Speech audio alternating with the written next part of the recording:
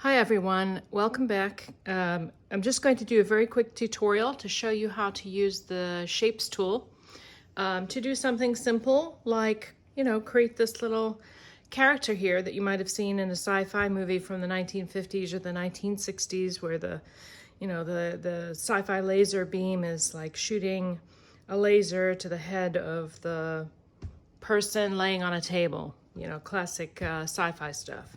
Anyway, it's so simple to make this kind of thing. So I'm just going to do it from scratch. I'll just open up a new, canvas here. So here's the Shapes tool right here.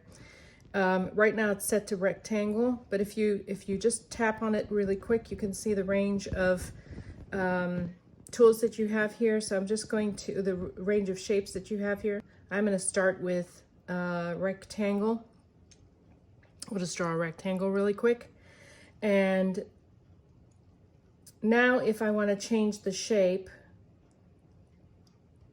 to a circle, I'll just go down there. Now if I put my thumb on it, if I just draw the circle and I don't have my thumb on it, it's all kinds of different dimensions. But the minute I put my thumb on it, then it becomes perfect sphere. So I'm going to do that up here. Actually, we're going to move it. We'll use the selection tool so that we can grab it and move it up. And I'm just going to change the color just to demonstrate something to you, how these shapes work together when you join them using the merge tool. So let's go to another shape. This time I'm going to select the star. And when you draw the star, it will start from the center out when it forms the shape of the star. So I'll just do another one here so you can see. Whereas the rectangle didn't. The rectangle started in the corner. So when you want to position it, you can just do that.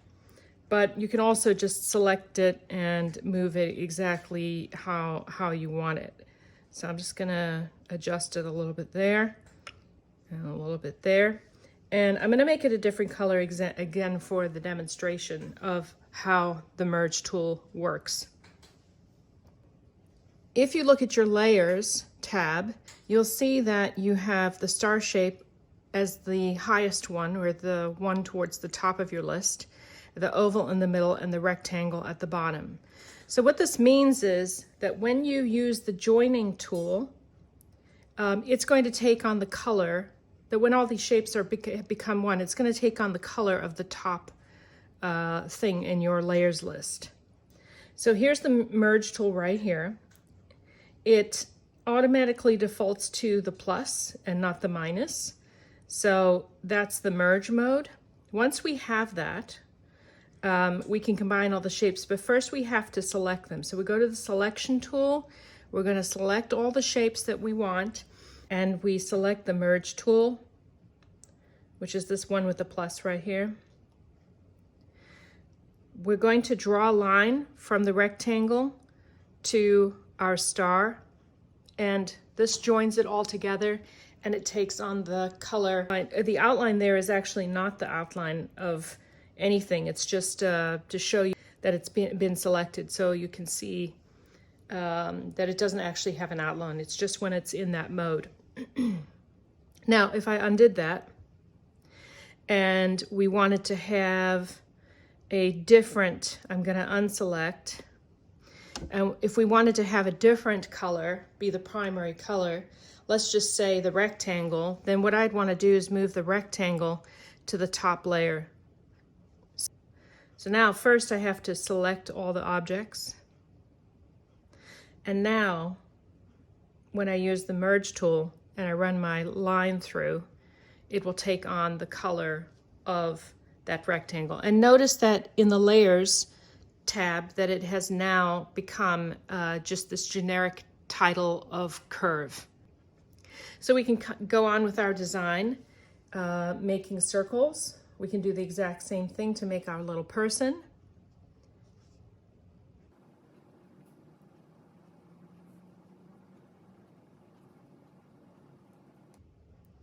And I'm going to move all of these down to overlap a little bit.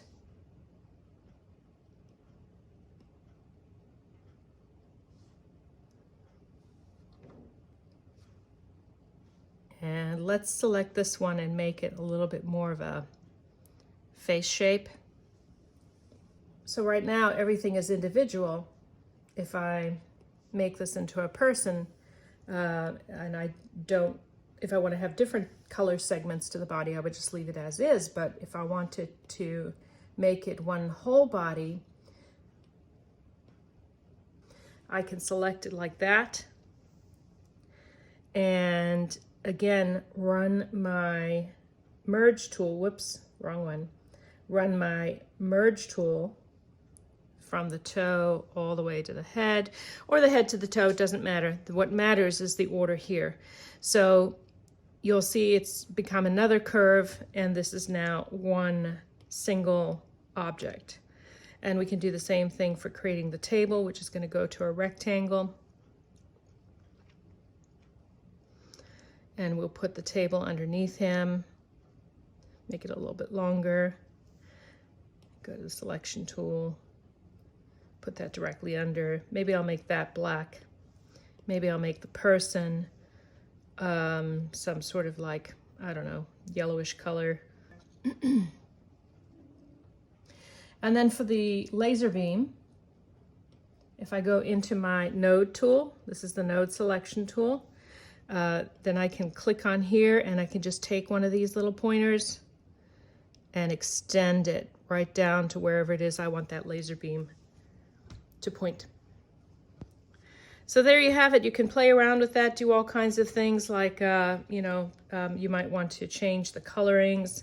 Maybe you want to go with like a red outline. This one doesn't have an outline at the moment, so maybe if we gave it a red outline, that might give it more of a classic feel. And there you go.